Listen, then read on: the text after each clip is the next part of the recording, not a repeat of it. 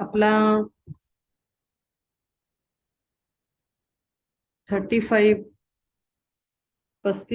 श्लोक चालू आहे.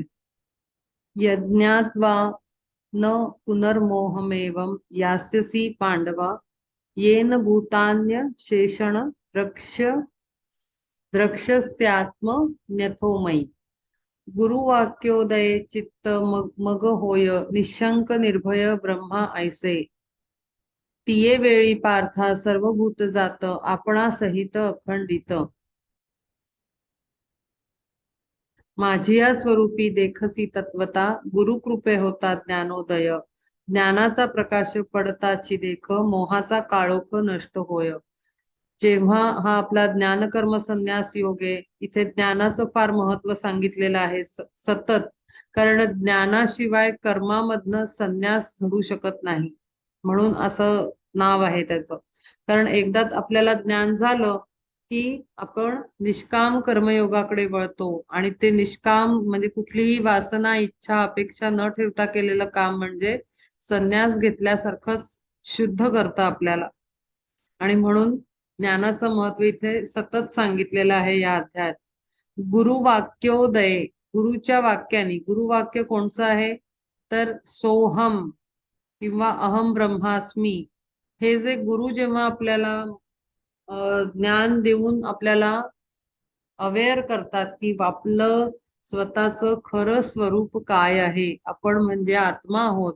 आणि आत्मा नुसता हा पदार्थ नसून एक किंवा एखादी शक्ती नसून ती प्रत्यक्ष परमात्म्याचा अंश आहे, आणि मग शेवटी प्रत्यक्ष परब्रह्मच आहे. हे वाक्य जेव्हा गुरुवाक्य म्हणजे काय की गुरु आपल्याला उपदेश करत असतात. कंटिन्यूस ते आपल्याला छोट्या छोट्या पीसेस मध्ये ज्ञान देत राहतात. अगदी बेसिक पासून स्टार्ट करतात, आपल्याला रोज रोज रोज कुठून ना कुठून गायडन्स देत असतात. दरवेळेस गुरु स्वतः उभे नाही राहू शकत, ते कोणाच्या तरी माध्यमातून काम करतात. कधी एखादं आपल्याला पेपरच्या चिटोऱ्यावर एखाद्या पेपरमध्ये न्यूजपेपरमध्ये काहीतरी बघायला मिळतं, आपल्याला ज्ञान मिळतं. कोणीतरी बोलतं, आपल्याला ज्ञान मिळतं. कधी कधी आपण मूवीज वगैरे पण बघत असेल तर त्यातनं इन्सिडेंट्स मधनं पण आपल्याला गायडन्स येतो. असे अनुभव पण येऊ शकतात आणि येतात. तर असं कुठूनही गुरूंचं वाक्य आपल्या पर्यंत पोहोचू शकतं. आपण कशालाच कुठल्याही मीडियमला अंडर एस्टिमेट नाही करायला पाहिजे, कमी दर्जाचं नाही मानलं पाहिजे. आणि म्हणून जेव्हा आपण आता आपल्याला काही संन्यास घेऊन जंगलात जायचं नाहीये, आपण आपलं रुटीन बघत असतो. म्हणजे आपण सिरियल्स बघतो, आपलं काही ठराविक एक रुटीन असतं, आपली एंटरटेनमेंट आपण ठेवत असतो थोड्या प्रमाणात, की अगदीच बोर नको व्हायला, अगदीच म्हाताऱ्यासारखं जगायला नको. म्हणून आपल्या प्रत्येकाचं एक रुटीन असतं, प्रत्येकाचा एक चॉईस असतो. आणि त्या त्या गोष्टींना सुद्धा ह्याच्यात काय नवीन मिळतं अशा पद्धतीनं जर आपण ऐकलं तर अगदी फालतूतल्या फालतू सिरियल्स मधनं सुद्धा आपल्याला एखादा पॉइंट असा येऊन जातो आणि क्लिक करतो की आपल्याला पूर्ण आपली थॉट प्रोसेस चेंज करतं. असं घडू शकतं आणि हे पॉसिबल आहे. फरक हा आहे की आपण अप्रोच कसा ठेवतो, त्या प्रोग्रामला बघताना आपण काय इंटेन्शनने तिथे बसतो. म्हणजे असे अनेकदा अनुभव आलेले आहेत. इवन आता रिसेंटली मला म्हणजे काय झालं की मी आता प्राणिक हिलिंगचं टीचिंग स्प्रेड करायच्या कामामध्ये माझी नियुक्ती झालेली आहे गुरूंकडनं, की आता तू ह्या स्कूलच्या टीचिंग्स ना मला पर्टिक्युलर एका एरिया तिकडे पाठवलाय आणि चालू आहे माझी प्रोसेस. तर आता मी हेच बघत असते की गुरु मला काय निर्देश देत आहेत, गुरु कुठे बोट दाखवतायत, मी कुठे बघायचंय. असाच माझा ऍटिट्यूड असतो. मी एकदम एकदम कोणीतरी काहीतरी सांगितलं म्हणून एकदम उठून कामाला जनरली लागत नाही, त्याच्यावर विचार करते. तर एक दिवस काय झालं की जनरली मी सिरियल्स आणि मूवीज बघत नाही, पण माहिती नाही काय झालं, एक दिवस सॅटर्डे संडे मध्ये अचानक मी ते मोबाईलवर एक ऍप उघडलं आणि त्याच्यामध्ये झुंड म्हणून मूवी आहे ना, ते अमिताभची, ती म्हणजे इतकं स्पॉन्टॅनियसली झालं की काही थॉटच नव्हता त्याच्या मागे. आणि असं जेव्हा होतं ना तेव्हा थोड्या वेळाने मी विचारात पडले की मी ही मूवी का बघतीये. आणि गंमत म्हणजे मी अशी काही कंटिन्यूस असं बघून कामं सोडून कधीच माझ्याकडनं होत नाही असं. तर मी अर्धा तास बघितली, माझ्या कामाला निघून गेले. मी विसरून गेले होते की मी अमुक काहीतरी बघत होते. पण दरवेळेस मला ती आठवण अशी केली जात होती, म्हणजे अगदी जाणवत होतं मला की कोणीतरी जणू काही असं मला सांगते, अगं ती पूर्ण कर, अगं ती पूर्ण कर मूवी, असं सांगितल्यासारखं. मी त्या दिवसभरात 15 मिनिटं बघितली, अर्धा तास बघितलं, 10 मिनिटं बघितली, असं करत करत करत गंमत म्हणजे त्या दिवसभरात मी अख्ख्या रात्री झोपायच्या आत माझ्याकडनं ती मूवी पूर्ण झाली. आणि तरी सारखा मी तोच विचार करत होते की मी ही मूवी बघितली का, काय पर्पज आहे, मी का याच्याकडे वळले आणि मी काय एवढं बसून बघितलं. काही खास तर काही तशी काही आहे नाही की त्याच्यातनं मला काही इंटरेस्ट वाटावा असं. पण गंमत अशी झाली, दुसऱ्या दिवशी आम्ही गेलो होतो डेप्युटी पोलीस जो आहे वलसाडचा, कारण आम्ही पोलीस डिपार्टमेंट बरोबर इथे काम केलेलं होतं, टीचिंग ओरिएंटेशन घेतलं होतं प्राणी किलिंगचं. तर थोडं आम्ही वरच्या लेवलवर म्हणून भेटायला गेलो आणि डीजी कडे, डी डी डीआयजी का काय असतात ते पोलीसचे, त्यांच्याकडे काही ऍप्लिकेशन द्यावं लागणार आहे का प्रोसेस करण्यासाठी आम्ही गेलो होतो. गेलो तर तिथे काही आमचं काम झालं नाही, म्हणजे खूपच कॉम्प्लिकेटेड प्रोसेस सांगितली आणि आम्ही ते विचार थोडासा सोडून दिला. आम्ही दोघंही नवरा बायको कारमध्ये बसलो आणि घरी घरी यायच्या मार्गावर होतो. आणि एकदम मला असं झालं, अरे कॉलेजमधली मुलं, असं एकदम असं फ्लॅश झालं माइंड मध्ये. आणि मग मला लक्षात आलं की का मला ती मूवी दाखवली गुरूंनी माझ्या. का तर त्यांचा असा गायडन्स होता की तरुण जनरेशन बरोबर तू काम कर, त्यांच्यापर्यंत हे नेऊन पोचव. तशीच्या तशी गाडी आम्ही कॉलेजकडे वळवली आणि कॉलेजकडे वळवल्यानंतर प्रिन्सिपलला जाऊन भेटलो. अक्षरशः जसं पोलीसवाल्यांनी 2 मिनिटं पण नाही लावली, डेप्युटी एसपी आमच्या याचा वापीचा, त्यांनी पण 2 मिनिटं सुद्धा नाही लावली आम्हाला हो म्हणायला.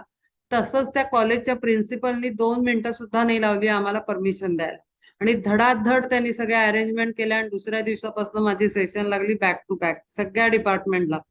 तर मला तेव्हा लक्षात आलं की का हे, तर हे जे मी हे सगळं माझे अनुभव यासाठी सांगत असते की कुठे ना कुठेतरी तुम्ही सुद्धा त्याच्याशी त्या पद्धतीशी कनेक्ट व्हाल आणि त्या पद्धतीनं गुरु कुठे मिळतात आणि गुरूंकडनं कुठून आपल्याला गायडन्स येऊ शकतो, हा कुठूनही येऊ शकतो. आता मूव्ही सारखी गोष्ट आहे. आणि म्हणून गुरु वाक्योदय चित्त मग होय, निशंक निर्भय ब्रह्मा ऐसे. मला आता काळजी करण्याचं कारण नाही, गुरूंचं काम आहे आणि ते अगदी बसून मला व्यवस्थित योग्य वेळेला योग्य गायडन्स करतात. अशी ही स्थिती आपली येते की निशंक निर्भय, कुठली शंका उरत नाही आणि भीती उरत नाही की मी आता कसं करू, काय करू, कसं होणार माझं, असं काहीही होत नाही. आपण ब्रह्म जसा शांत निर्भय असा बसलेला आहे आणि सृष्टीची रचना करून तो काम करतो आहे, अगदी आपणही तसंच गुरूंशी एकरूप होऊन गुरूंच्याकडे लक्ष ठेवून डोळे पूर्ण गुरूंच्याकडे, आणि गुरु काय सांगतात ते बघायचं, गुरु काय सांगतात, गुरूंची इच्छा काय आहे, ते काय योजलंय. कारण प्लान आहे ना हा, हा काही माझा घरचा प्लान नाहीये की मी अमुक करायचं ठरवलं आज ते काम मी पूर्ण केलं. हा तर डिव्हाइन प्लॅन आहे. ज्या कामामध्ये माझी अपॉइंटमेंट झालेली आहे ते डिव्हाइन वर्क आहे. त्याचे निर्णय मी नाही घेऊ शकत, ती सुप्रीम परब्रह्मचे निर्णय आहेत ते, की ह्या टीचिंग्सना ऑल ओव्हर वर्ल्ड स्प्रेड करायचंय.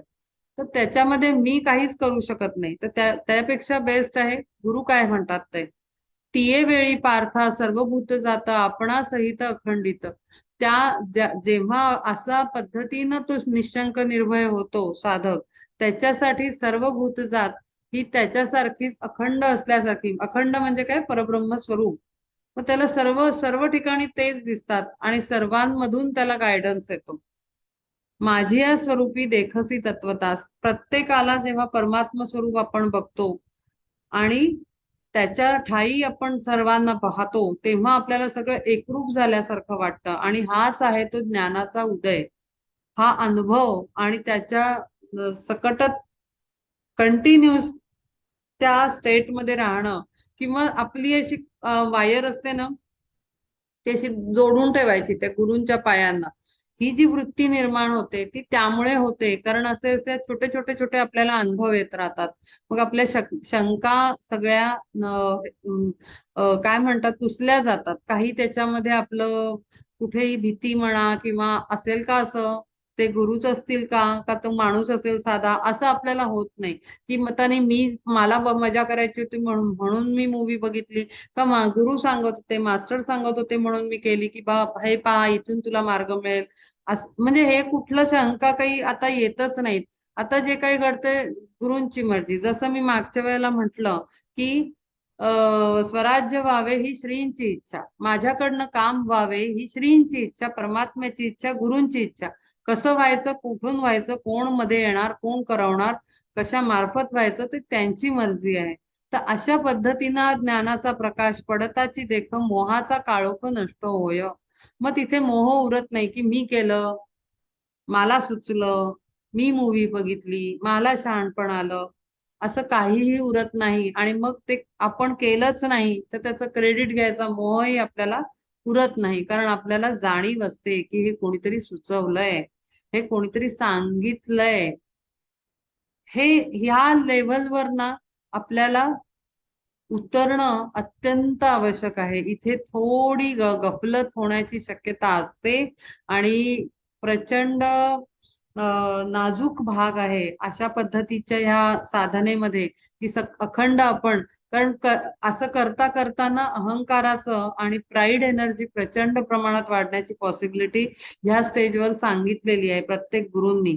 त्यामुळे आपल्याला सांभाळावं लागतं की काही केल्या आपण सेवक आहोत हे विसरायचं नाही. हे अत्यंत आवश्यक आहे. तिथे कुठलाही मोह तुम्हाला मध्ये आला नाही पाहिजे आणि त्यांनी तुमच्यावर म्हणजे कव्हरअप नाही केलं पाहिजे तुमच्या माइंडला, थॉटला. अजिबात हे आवश्यक म्हणजे लक्ष ठेवणं खूप आवश्यक आहे. अपि चेदसि पापेभ्य सर्वेभ्य पापकृत्तमः सर्वं ज्ञानप्लवेनैव वृजिनं संतरिष्यसि. पापाचे आगर भ्रांतीचा सागर होसी तू डोंगर व्यामोहाचा. तरी ज्ञानापुढे तुच्छ ते सकळ ऐसे ज्ञानबळ निर्मळ हे.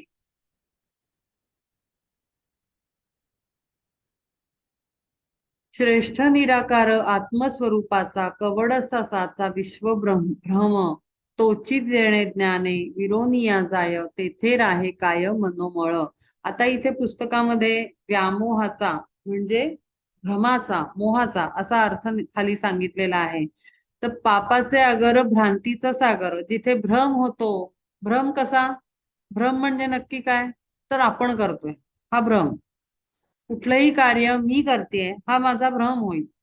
आणि मग ते काय ठरेल? पापाचं मोठा डोंगर बनून जाईल पापकर्माचा. कारण जर करते पण आपण आहे नाही आणि ते घेतलं तर खोटेपणाचा कर्म होईल आणि पापच जमा होईल. तरी ज्ञानापुढे तुच्छ ते सकळ ऐसे ज्ञानबळ निर्मळ आहे. म्हणून जेव्हा ज्ञान येतं तेव्हा हे सगळं समूळ नष्ट होतं. मोह जातो, पाप करण्याची वृत्ती जाते, भ्रम गायब होतो. तिथे काहीही टिकत नाही. सूर्यापुढे जसा अंधकार टिकत नाही तसं ज्ञानापुढे हे कुठलेही प्रकार टिकून राहत नाहीत. श्रेष्ठ निराकार आत्मस्वरूपाचा कवडसा साचा विश्वभ्रम. श्रेष्ठ आणि निराकार जो आत्मस्वरूप आहे निराकार आहे. त्याला कुठलाही आकार नाही, कुठलाही रंगरूप नाही, काहीही नाही. त्याला लिमिटेशन्स नाही आहेत. अनलिमिट एनर्जी आहे. कवडसा साचा विश्वभ्रम. कवडसा म्हणजे छाया आणि तिसरा जगदाभास. जगाचा आभास. जो आपल्याला आता ही जी सृष्टी आहे हा सगळा भ्रम सांगितलेला आहे. हा केवळ त्यांनी एका संकल्पाने बनवलेली आहे आणि ती सत्य नाहीये. ती माया म्हटली जाते. आणि हे मायेचं स्वरूप पार्वतीनी घेतलेलं आहे, आदिशक्ती. आणि ती माया स्वरूपानी, प्रकृती स्वरूपानी इथे नटली आहे. आणि हा सगळा विश्वभ्रम आहे. हा हा हे एखादी म्हणजे आता एखादी सावली असते, ती वस्तू सारखीच दिसते. आपण हात करतो उन्हामध्ये, वेगळे वेगळे आकार करतो. पण मग ते सावली ही काही खरी नाही, खरा हात नाही. तो नुसता भ्रम आहे, इमॅजिनेशन आहे. तो शेप असा दिसतोय पण तो काही हातासारखा दिसला तरी तो काही हात म्हणून पकडता येत नाही. तो इकडे तिकडे पळते ती सावली. तसं हे भ्रमासनी भरलेलं हे विश्व आहे. पण आपण ह्याला सत्य मानण्याची सगळ्यात मोठी चूक करतो. म्हणजे खरं तर इतकं डोळे उघडणे करणारं आपलं वाङ्मय आहे आणि हे सगळे भगवद्गीता वगैरे हे सगळे ग्रंथ आहेत, की आपण अक्षरशः या देहाला लोक ना बघते मी इतकं ते आपलं मानतात आणि मग त्याच्यामुळे त्याच्याशी निगडीत सगळी नाती, सगळ्या वस्तू, सगळे प्रसंग अत्यंत वेगळ्या पद्धतीनं आपला बघण्याचा दृष्टिकोन होऊन जातो.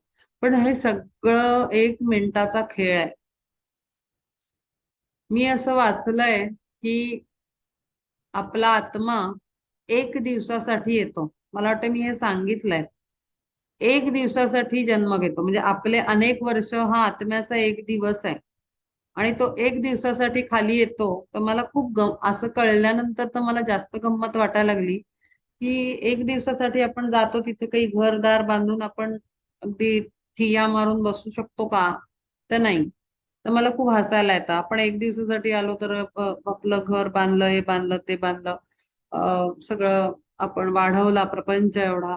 हे किती फनी आहे खरं तर विचार केला तर, पण मनुष्याला ह्याची जाणीव नाही आहे. हे खूपच डीपर टीचिंग्स मध्ये हे सांगितलेलं आहे. आणि हे माझ्याकडून म्हणजे मी शेअर करते कधी कधी, पण ते न पटणाऱ्या गोष्टी आहेत, पण त्या खऱ्या आहेत. जसा आपण जर हिशोब बघितला तर आपले कितीतरी वर्ष ब्रह्माचा 1 दिवस असतो.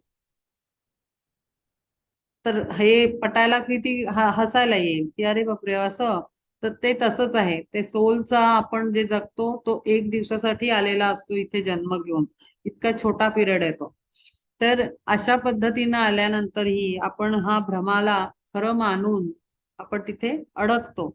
तोची जेणे ज्ञाने विरोनिया जाय तेथे राहे काय मनोमळ. पण जिथे ज्ञान येतं तिथे सगळं विरून जातं. तिथे काही उरत नाही.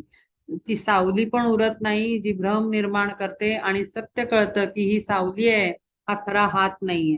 अशा पद्धतीनं आपल्याला हे भ्रम आहे, हे सत्य नाही, हे असत्य आहे, सृष्टी ही असत्य आहे असं मानलं गेलं आहे. जरी त्याच्यामध्ये परमात्मा सर्व ठिकाणी व्याप्त आहे तरी तोच आहे. म्हणजे त्याच्यामध्ये असं आपण परमनंट मानण्यासारखं काही नाही आहे. ते त्यांनी त्याच्या संकल्पाने निर्माण केलेलं आहे. साशंकता येथे सर्वथा वाईट नाही जगी श्रेष्ठ ज्ञाना ऐसे. इथे शंका घेतली नाही पाहिजे कुठल्याही पद्धतीची. यथै धासी समिद्धोग्नी भस्म भस्मसात कुरुते अर्जुन. ज्ञानाग्नी सर्व कर्माणी भस्मसात कुरुते तथा. पार्था त्रिभुवन पेटता सकळ गगनी जी धूळ उधळते.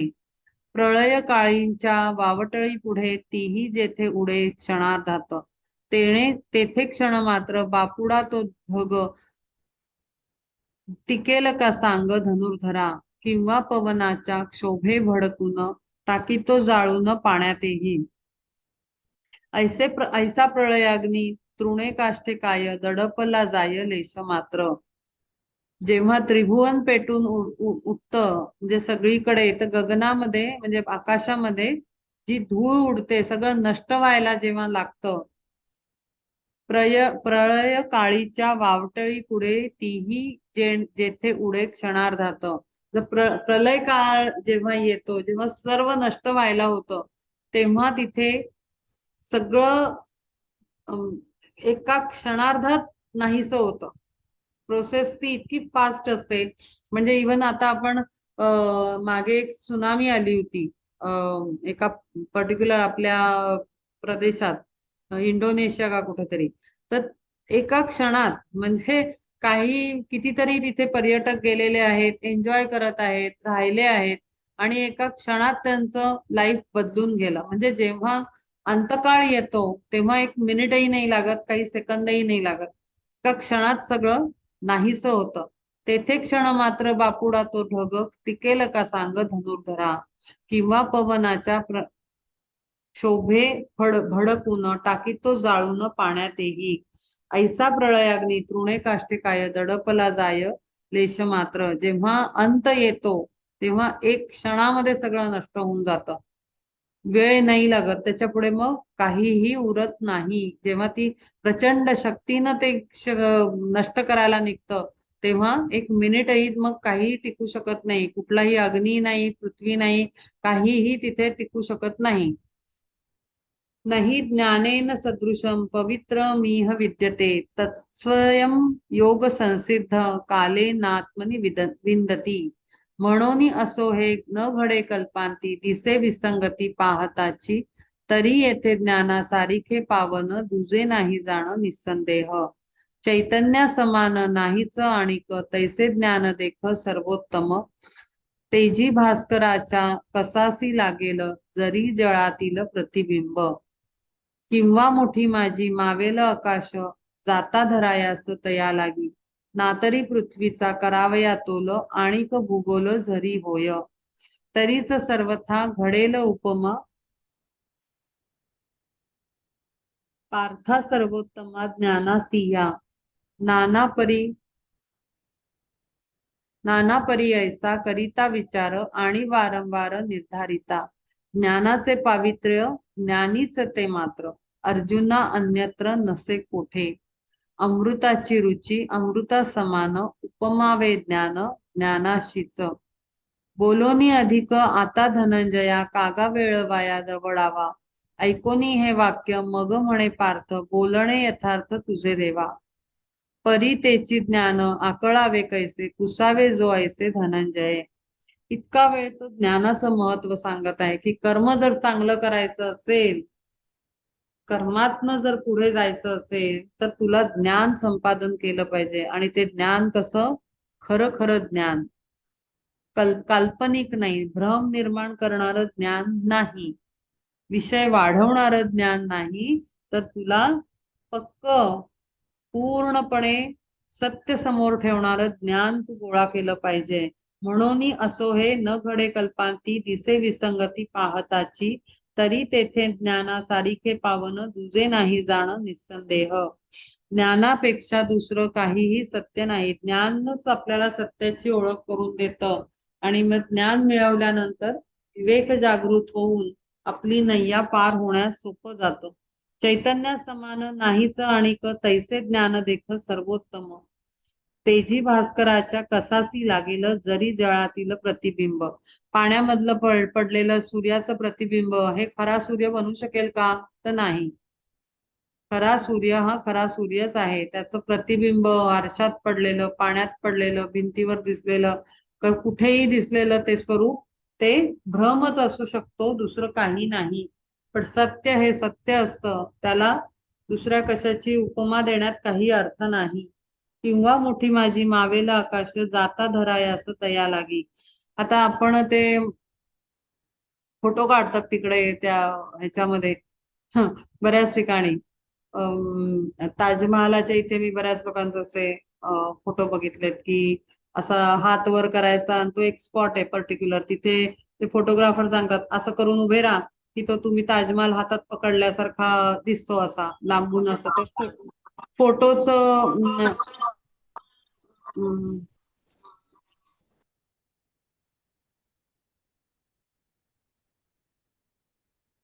फोटोचं टेक्निक येत आहे की फोटोग्राफर लोक हे उद्योग करवतात आणि मग लोक तसा फोटो काढतात किंवा हात वर केला आणि त्याच्यात बरोबर पाठीमागे सूर्य दिसतोय. असं असे हे जरी आपण फोटो काढून आपण आपली एंटरटेनमेंट करत असलो तरी ते सत्य असतं का? आपल्यालाही माहिती असतं की ते सत्याने गंमत आहे ती सगळी, आपण एन्जॉय करायचा पार्ट येतो. तसं हे ज्ञान हे ज्ञानच आहे, त्याचा हे कुठेही बराबरी होऊ शकत नाही.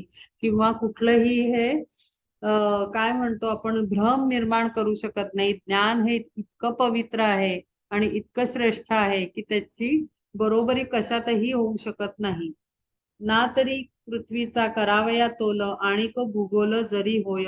तरीच सर्वथा घडेल उपमा पार्था सर्वोत्तमा ज्ञाना सिंहा. नाना परी ऐसा करिता विचार वारंवार निर्धारिता. ज्ञानाचे पावित्र्य ज्ञानीच ते मात्र, अर्जुना अन्यत्र नसे कोठे. ज्ञानी लोकांनाच ज्ञानाचं महत्व माहिती आहे, त्याच्याशिवाय कोणीही याचं वर्णन करू शकत नाही आणि त्याला वर्णन करण्यासारखं काही राहिलंही नाही. कारण ज्ञान घेण्यातच मजा आहे. ऐकण्यात, पाहण्यात, बघण्यात काही मजा नाही. अमृताची रुची अमृता समान, उपमावे ज्ञान ज्ञानाशीच. बोलोनी अधिक आता धनंजय. आता नुसती बडबड करण्यात काही वेळ घालवण्यात काही अर्थ नाही. तर तू आपलं ज्ञान संपादन कर. मग आता तो विचारतो, मग हे कुठे मिळेल, हे कसं मिळेल, मला कसं प्राप्त होईल ते सांगा. परी त्याची ज्ञान आकळावे कैसे, पुसावे जो व्हायचे धनंजये. तोची जाणोनिया त्याचे मनोगत, देव भगवंत काय बोले. म्हणे मी सांगेन ज्ञानाचे साधन, आता अवधान देई पार्था. मीच सांगतो सगळं. जर तुला मार्गदर्शन मी करतो आहे, तर आता पुढची स्टेप टू पण मीच सांगतो की कसं ज्ञान मिळवायचं, कुठे मिळवायचं, काय पद्धतीनं मिळू शकेल. श्रद्धा श्रद्धा लभते ज्ञानम, तत्पर संयतेंद्रिया. ज्ञानम लब्ध्वा पराम शांतीम, चिरेण अधिगच्छती. निजानंदी गोडी लागली म्हणून, विटे जो संपूर्ण विषयांसी. जयाची अठाई इंद्रियासी मान, नसेची गा जाण सर्वथैव. देई ना जो मनी वासनेसी थार, प्रकृती व्यापार नेघे माथा. स्वरूप श्रद्धेचा घेऊनी संभोग, होय जो का सांग सुखरूप. तयाचेच तया तेची ज्ञान येते धुंडाळीत, पार्था होते प्राप्त निश्चयाची. आता कसं मिळतं, अगदी सोपा उपाय त्यांनी सांगितलाय. ही जर आता इतका वेळ जी सांगितलेली 3 अध्यायांमध्ये आणि ह्या 4थ्या अध्यायाच्या 35व्या श्लोकापर्यंत जेवढी अवस्था सांगितली आहे की कशी वृत्ती पाहिजे, कसे विचार पाहिजे, कर्म कसं पाहिजे, कर्म कसं केलं पाहिजे, ह्या सगळ्या पद्धतीनं जेव्हा साधक प्रिपेअर्ड होतो, प्रिपरेशन होते त्याची, मग ते ज्ञान जसं म्हटलंय की असं म्हणतात की जेव्हा डिसिपल तयार होतो तेव्हा गुरु स्वतः त्याच्या समोर येतात. जेव्हा शिष्य तयार होतो, ते ज्ञान संपादन करण्याचं लायक होतो, तेव्हा आपोआप त्याच्या आयुष्यात जीवनामध्ये गुरु चालून येतात. त्याच्यासाठी धुंडाढूंड करावी नाही लागत, स्वतःला प्रिपेअर करायचं असतं नेहमी, की मग आपोआपच संधी येते. जसं आपण कुठल्या ह्याला ऍडमिशन घ्यायची आहे तर आपण प्रिपेअर्ड करतो स्वतःला. नुसतंच घ्यायची आहे घ्यायची आहे घ्यायची आहे म्हणत आपण आपलं आपलं काहीतरी तिसरंच करत नाही. आपण मुलांनाही सांगतो ना, तुला मेडिकलला जायचंय ना, मग ती तयारी कर, मार्क मिळव, ते ट्रेनिंग घे, काय तो कोर्स एक्झाम असते त्याची प्रिपरेशन कर. म्हणजे काय की त्याला आपण सांगतो की तू तयारी कर, बरोबर तुला ऍडमिशन मिळेल, बरोबर तू तिथे जाऊन पोहोचशील त्या कॉलेजमध्ये, तुला जिथे पाहिजे तिथे तू बरोबर जाशील, असं आपण सांगतो. तेच आपल्या इथे पण अप्लाय होतं, त्याच इम्प्लिमेंटेशन इथे पण होतं. तुम्ही स्वतःची प्रिपरेशन करा, गुरु आपोआप येतील. गुरु येतील का, कुठे बसलेत, कुठून येणार आहेत, कुठल्या प्रकारचे आहेत, कुठल्या मार्गाचे आहेत, मग ते भक्ती मार्गी आहेत की क्रियायोगी आहेत, ह्याची गरज नाही हे सगळ्याचं ढुंडाळत बसण्याची. आपण आपली तयारी करा, कारण कुठल्याही पंथातला आणि कुठल्याही मार्गाचा गुरु असेल, तो नेणारे एकाच मार्गाने, त्यांचा मार्ग बदलत नाही, आणि सांगणारे एकच अभ्यास, देणारे एकच ज्ञान, त्या परब्रह्माचीच ओळख देणार आहेत. ते काही वेगळे वेगळे चॅप्टर्स रीड करवणार नाहीयेत आपल्याला. त्यामुळे आपल्याला स्वतःला तयार करणं, प्रिपरेशन अत्यंत महत्वाची आहे. आणि म्हणून तो सांगतोय की ज्याला निजानंदी गोडी लागली आहे, निजानंदी म्हणजे आत्मानंदी, आत्म्यामध्ये जो रममाण झाला आहे, ज्याचे विषयांची इच्छा सर्व विटून गेली आहे, विषयांचा धांगडधुंगा सगळा संपलेला आहे आतला, आणि ज्याचं जयाची अठाई इंद्रियासी मान, नसेची गा जाणं सर्व ते. इंद्रियांचे लाड पुरवणं बंद झालेलं आहे, त्याला विचारलं जात नाही आज काय रे बाबा पाहिजे तुला, काय रे बाबा खायचंय तुला, हे कौतुक केलं जात नाही, चुपचाप बसवलं जातं त्यांना की मला आता अमुक करायचंय, मला मेडिटेशन करायचंय एकदम शांत.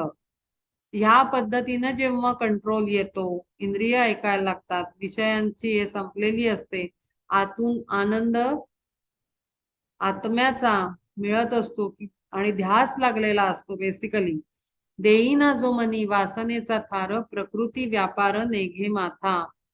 ज्या पद्धतीनं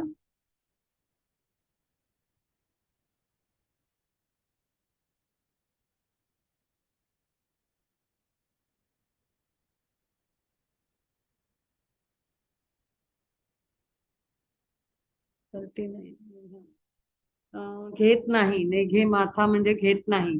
देई ना जो मनी वासनेसी थार प्रकृती व्यापार नेघे माथा. स्वरूप श्रद्धेचा घेऊनी संभोग होय होय जो का सांग सुखरूप. वासनेला कुठलाही थारा दिला जात नाही आणि प्रकृती व्यापार जे आपले चाललेले आहेत त्याला त्याचं कौतुक तो करत नाहीये. आणि त्याला म्हणजे काय, आपण नॅचरल प्रोसेस मध्ये जेव्हा टाकतो आणि आतमधनं मात्र आपली हे लागलेली असते तल्लीनता, त्या अवस्थेमध्ये जावं लागतं. तयाची ते ज्ञान. मग अशी अवस्था आली की ज्ञानरूपी सरस्वती आपोआप जीवनात येते. कोणीतरी भेटतं की अमुक हे वाचा, तमुक करा, ह्यांचं ऐका, त्यांचं अटेंड करा. हा कुठून तरी गायडन्स येतो आणि बरोबर ते ज्ञान आपल्यापर्यंत आपल्याला शोधत शोधत येऊन पोचतं आणि ते पुढची आपला अभ्यास सुरू होतो. जिथपर्यंत आपण प्रिपरेशन केली आहे त्याच्या पुढचा आपला जर्नी आपोआपच सुरू होतो. पण त्यासाठी आपल्याला पहिले स्वतःला एफर्ट्स घ्यावे लागतात, इच्छा माराव्या लागतात, मन वळवावं लागतं, मुमुक्षु अवस्था यावी लागते. सगळं करून पाहिलं पण आता काहीतरी राहिलंय ते करायचं. अशी जेव्हा अवस्था येते तेव्हा ते राहिलेल्याच्या मध्ये मग पूर्ण हे मन लागतं की माझं काहीतरी राहिलंय करायचं. इनकम्प्लीट वाटतोय हा जर्नी. सगळा संसार वगैरे सगळं मुलं बाळ सगळं झालं पण काहीतरी एक राहिलंय असं जेव्हा आत्म्याला वाटायला लागतं ती मुमुक्षु अवस्था आहे. मग तो शोध घ्यायला लागतो आणि तयारी करायला लागतो. अंतरी ते ज्ञान होताची सुस्थिर शांतीचा अंकुर फुटेत येते. आणि मग एकदा ते ज्ञान मिळालं की सगळं कळतं की अच्छा, हे सगळं निर्मिती निर्माता सगळा कोणीतरी वेगळा आहे. आणि म्हणून ती शांतता आतमध्ये स्थापन व्हायला सुरुवात होते, स्थिर व्हायला सुरुवात होतो आपण. अंकुर फुटतो शांततेचा आणि आत्मबोध विस्तार बहुत होतसे प्रकट धनुर्धरा. आणि हे ज्ञानच आपल्याला आत्मबोध करून देतं की मी कोण आहे, त्याचा बोध, अवेअरनेस, अंडरस्टँडिंग आपल्याला होतं. मग पाहे तेथे तया लागी देख शांती सुख एक निर्धारित. ज्ञानबीजाचा हा वाढता विस्तार सांगता अपार असो आता. आता हे जेव्हा बीज पडलं ज्ञानाचं कि मग आपल्याला एक मिळालं, मग आपल्याला कळतं अरे नवीन शब्दांची ओळख होते. आता ह्या जसं आपण आधी आपण निर्वाण षटकम केलं, मग त्याच्यानंतर विवेक चूडामणी सुरू केला. मग आपल्याला बरेच नवीन नवीन शब्द कळले की अरे हे काहीतरी असतं, आत्मा काहीतरी असतं, त्याच्यानंतर परब्रह्म काहीतरी असतं, महावाक्य काहीतरी सांगितलेली आहेत, वासना म्हणून काहीतरी सांगितलं. असं करून आपल्याला शब्दांचा आपली ओळख व्हायला लागते. आणि मग असं करत आपण जसं एखाद्याला शोधत शोधत शोधत जावं तसं तसं आपल्याला कळतं की अरे ही वाट इथनं पण आहे, इथनं पण आहे. असं करत करत आपला प्रवास असा वाढत जातो. ज्ञानाचं जे अंकुर पडले, छोटस बीज पडलंय ते वाढत वाढत वाढत त्याचा वृक्ष होतो आणि मोठ्या सर्व साईडनं आपल्याला ज्ञान पूर्ण मिळतं. तो ज्ञान वृक्ष वाढत जातो आपला. तो कसा वाढतो ते तो पुढे सांगतो आहे. अज्ञश्चा श्रद्ध श्रद्धधानश्च संशयात्मा विनश्यती. नायम लोकोस्तीन परोन सुखम संशयात्मनः. स्वरूप ज्ञानाची नसे गोडी काही, जयाची अठाई धनुर्धरा. काय म्हणू तरी तयाचे ते जिणे, त्याहून मरणे तेही भले. असावे एखादे जैसे ओस गेह. ओस ओस गेह म्हणजे ओसाड, घर, गेह म्हणजे घर, किंवा जैसा देह प्राणाविण.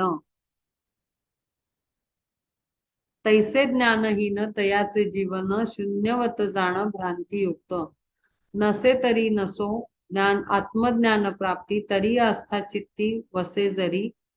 परी तेथे ज्ञान प्राप्तीचा ओलावा, संभवेल जीवा कदा काळी. ज्ञान ते राहोच परी त्याची आस्था, तीही नसे पार्था ज्याच्या चित्ती. तो तरी निभ्रांत सापडला येथ, सर्वथा आगीत संशयांच्या. सतत सतत तो चांगली साईड सांगतोय आणि जो करणार नाही त्याची अवस्था पण सांगतोय. श्रीकृष्ण परमात्मा अर्जुनाला दोन्ही साईड सांगतोय केलं तर काय होईल आणि जे करत नाहीत त्यांचं काय होईल, केलं तर काय होईल, करत नाहीत त्यांची काय अवस्था होईल. असं सतत त्याला ते दोन्ही बाजू सांग कंपॅरिझन करण्यासाठी आणि त्याचं चांगलं अंडरस्टँडिंग वाढावं आणि त्याला आतून स्थिर व्हावा तो त्याचे विचार आणि त्याचे निर्णय, ह्यासाठी त्याला तो दोन्ही बाजू सांगत आहे की ज्याला स्वरूप ज्ञानाची नसे गोडी काही, जयाची अठाई धनुर्धरा.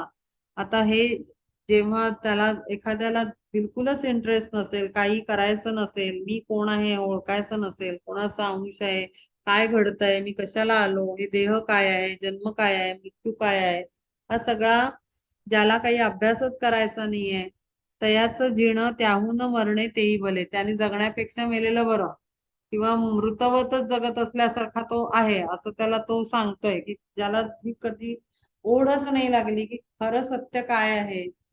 आपले नुसते सकाळ दुपार संध्याकाळ पुन्हा रात्र पुन्हा सकाळ दुपार संध्याकाळ रात्र असं सायकलचं ते चक्कीत घातल्यासारखे लोक जगत असतात.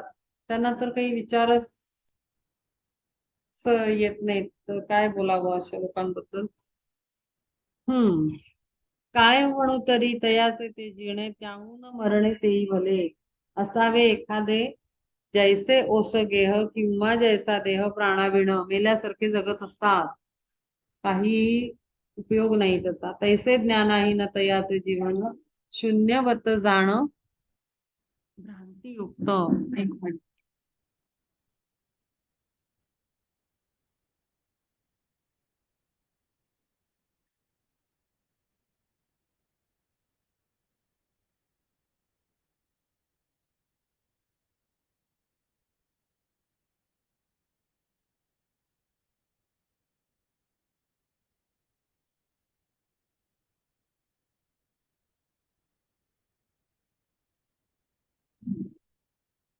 नसे तरी नसो आत्मज्ञान प्राप्ती, तरी आस्था चित्ती वसे जरी, तरी तेथे ज्ञान प्राप्तीचा ओलावा संभवेल जीवा कदा काळी.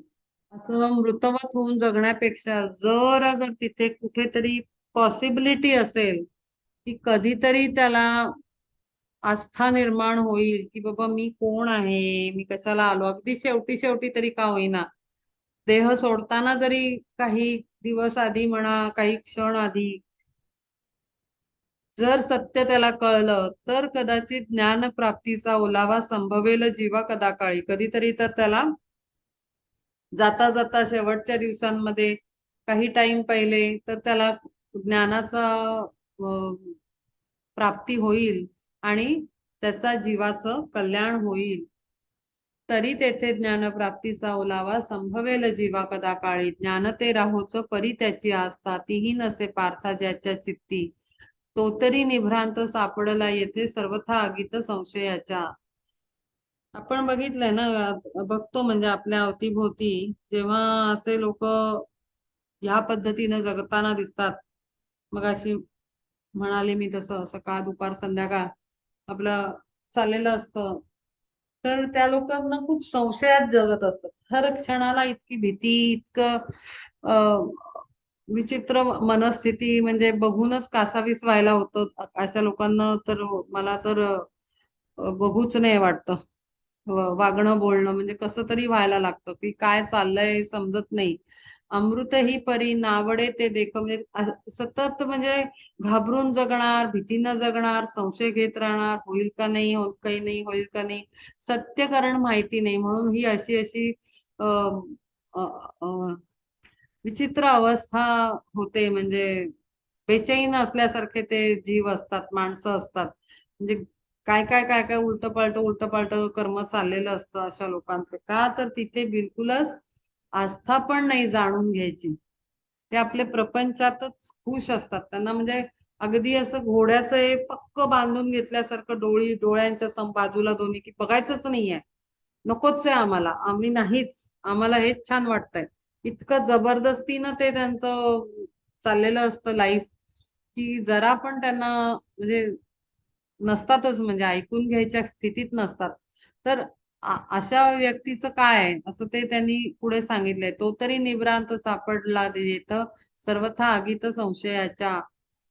अमृत ही परी नावडे ते देख ऐसे अरोचक पडे जेव्हा तेव्हा कळू येते सहजेची जाण रोकडे मरण आले ऐसे तैसा भोग सुखी रंगोनिया जाय धरी ना जो सोय ज्ञानाची ह्या ऐसा मदोन्मत्त संशय येतो ग्रस्त जाहला निभ्रांत ऐसे मनी सापडता मग ऐसा संशयात तयाचा निभ्रांत नाश होय इह परलोकी नाही तया सुख धनंजया देख लेश मात्र कळेना शीतोष्ण होता सन्निपात वन्ही चंद्रिकेत भेद नाही संशय जो तैसा ग्रासीला सर्वथा नोळखे तो पार्था हिताहित चांगले वाईट नोळखे काहीच मिथ्या आणि साच एकमानी जैसी जन्मांधासी दिनरात्री नाही तैसे नेणे काही संशय आत्मा असे जे अत्यंत प्रापंचिक लोक असतात ते नाहीच त्यांना बिलकुल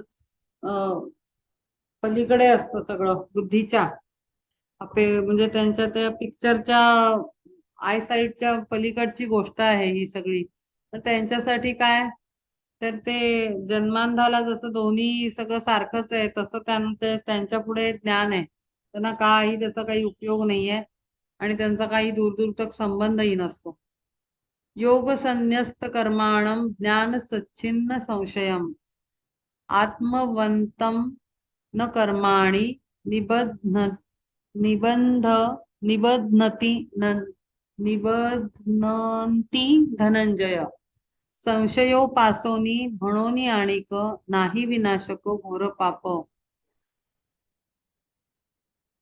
ह्याची लागी तोडी घातक हा पाश जिंकोनी ह्यास सर्वांआधी जेथे असे पार्था ज्ञानाचा अभाव तेथे तेथे ह्यासी ठाव रहावया अज्ञानाचा गाढ पडता अंधार वाढे अनिवार मानसिहा म्हणून श्रद्धेची सापडे न वाट पार्था घनदाट अंधारी त्या हृदयासहित ग्रासिता बुद्धी ते संशये कोंदाटे लोकत्रय सगळी ती त्या लोकांचीच अवस्था कंटिन्युअस सांगितली की संशय असतो त्यामुळे कुठेही ते स्थिर नाही होत ज्ञानाचा अभाव असतो अंधारात पडल्यासारखं त्यांना काही वाट सापडत नाही आणि मग जसं जसा दिवस येईल जसं होईल तसं जगत राहतात आणि वर हेही म्हणत राहतात आमचं असंच आहे बाई आमचं तसंच आहे बाई किंवा आणखीन काय लोकांचं बरं असतं बाबा असंही काही लोक बोलत असतात पण आपण म्हणून काही कष्ट घेतील काही बाहेर पडायचा प्रयत्न करतील कोंदाटले जात आहेत तर ते नाही होत नुसतं दुसऱ्यांना लक्षात येत दुसऱ्यांचं बघून वाटत राहतं की अरे यांचं बरं आहे त्यांचं बरं आहे आमचं असंच आहे असं होतं मग ते म्हणजे नाहीच म्हणजे त्यांच्या त्या बुद्धीच्या पलीकडे असतात काही गोष्टी तस्मात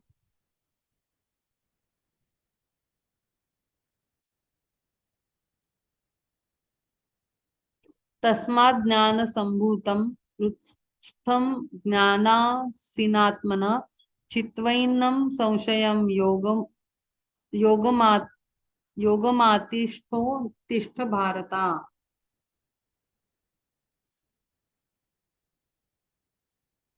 ऐसा बळजोर घोर हा संशय जिंकावया उपाय तोची एक तीक्ष्ण ज्ञान खड्ग जरी हाता आले तरी कार्य झाले स्वभावची असा हा अत्यंत वाईट अवस्था ही तेव्हाच होऊ शकते जेव्हा तीक्ष्ण तलवार ज्ञान खड्ग तलवार ज्ञानरूपी तलवार जी कापून काढेल संशयाला अज्ञानाला पूर्ण मुळासकट उपटून काढेल अशी तलवार पाहिजे ज्ञानाची तळपती त्याच्याशिवाय ही जी पूर्वी दोन श्लोकांमध्ये जी अवस्था सांगितली त्यातनं माणूस बाहेर येऊ शकत नाही त्याला तळपती तलवार तीक्ष्ण तलवार हातात आली पाहिजे बुद्धीची तलवार असली पाहिजे त्याच्याकडे तीव्र ज्ञान खडगे तेणे हा संपूर्ण नष्ट होतो जाण धनंजया संशय निरास होता मनोमळ सहज सकळ नाश पावे संशय गेला पाहिजे माणसाचा प्रत्येकाच चीज मध्ये संशय असतो म्हणून संशय जो हा अंतरीचा निरास तयाचा करोनिया आता धनुर्धरा उठ तू सत्वर सर्वथा स्वीकार धैर्य वृत्ती तोही तर संशयच घेत बसलाय, असं होईल तसं होईल, असं होईल तर तसं होईल, ह्यांनी हे कर्म केलं तर त्यांचं ते होईल का, म्हणजे इतका जास्त तो हे झालेला आहे. म्हणून तो म्हणतोय की आता बास झालंय सगळं, संशय करणं बंद कर आणि ज्ञान मी तुला देतोय त्या तलवारीला हातात घे आणि उभा राहा धैर्य वृत्तीनं. ताबडतोब उठ. सर्वज्ञानचा बाप जो का ज्ञानदीप होनी सकृप बोले ऐसे. तो स्वतः ज्ञानरूप परमात्मा त्याला सांगतोय की हे ज्ञान मी सुद्धा तुला देतोय आणि तूही त्या लोकांसारखा तसाच बसलेला आहेस संशयात्मा होऊन. त्यापेक्षा तू हे ज्ञान खड्ग जे मी तुला दिलेलं आहे तीव्र धार असलेलं ते वापर आणि निष्काम कर्मयोगाने कर्म कर आणि उठ आणि युद्ध कर. संजय तो म्हणे धृतराष्ट्राप्रती वृत्तांत हा चित्ती घेई राया. असो श्रीकृष्णाचे ऐकोनी हे बोल पार्थ विचारील प्रश्न भला. तर पुन्हा त्याला एक प्रश्न पडला. जो का पूर्वापर संबंध पाहोन समय जाणोन असे केला, तोची कथा भाग आता सुसंगत जाईल साध्यंत सांगितला. नाना भावार्थांचा असे जो का कोश रसाचा उत्कर्ष सर्वापरी. ठाकावे टाकावे आठ ही रस ओवाळून ऐसी शोभा जाण असे ज्याची. तेवी जगा माझी स्थान विश्रांतीचे असे जो बुद्धीचे सज्जनांच्या. अपूर्व तो शांत रस प्रकटेल जेथे असे बोल ऐसे बोल मराठी है. ऐका सावधान सावधान महार वाहून होती जे गहन अर्थपूर्ण. जरी सूर्यबिंब बचके एवढे प्रकाशात थोकडे लोकत्रय. देखा बोलाची या तैसी व्यापकता व्यापकता येईल येईल सर्वथा प्रत्ययासी. किंवा जैसा जो जो जी जी इच्छा धरी ती ती पूर्ण करी कल्पवृक्ष. तैसाची हा बोल जाणावा व्यापक तरी द्यावे एक अवधान. असो काय फार आपणा सांगावे सर्वही स्वभावे जाणत असा. करावे श्रवण देवोनी या चित्त हीच माझी येथ विनवणी. सद्गुणी कुलीन रूपवती नारी आणि त्याही वरी पतिव्रता. आता तो प्रश्न विचारतो आहे या सगळ्यावर की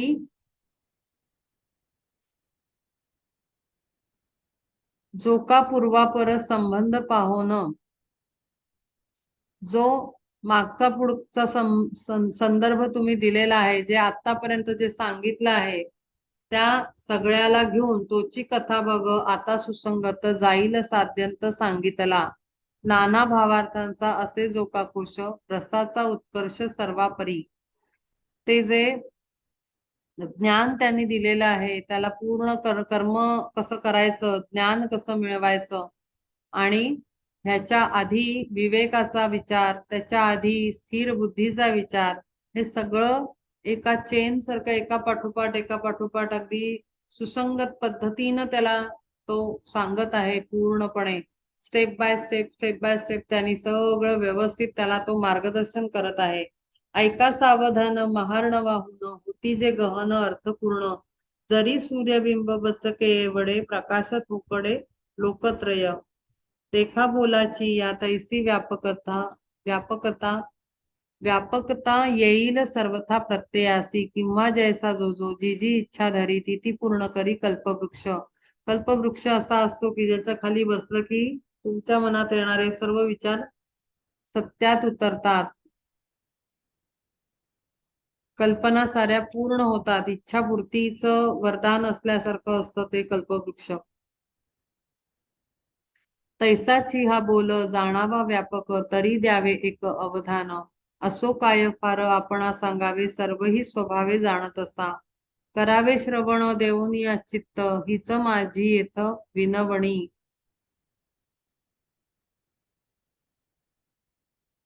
सद्गुणी कुलीन रूपवती नारी आणि त्याहीवरी पतिव्रता. तैसी सालंकृत कवित्व रचना शांत रसे जाणा शोभत असे. आधीच साखर आवडे बहुत तिचा औषधात जरी जोडे. तरी सेवू नये काते वारंवार सर्वथा साचार आवडीने. साखर गोड असली तरी ती औषधात घालत नाहीत ना आणि सारखी सारखी खात नाहीत.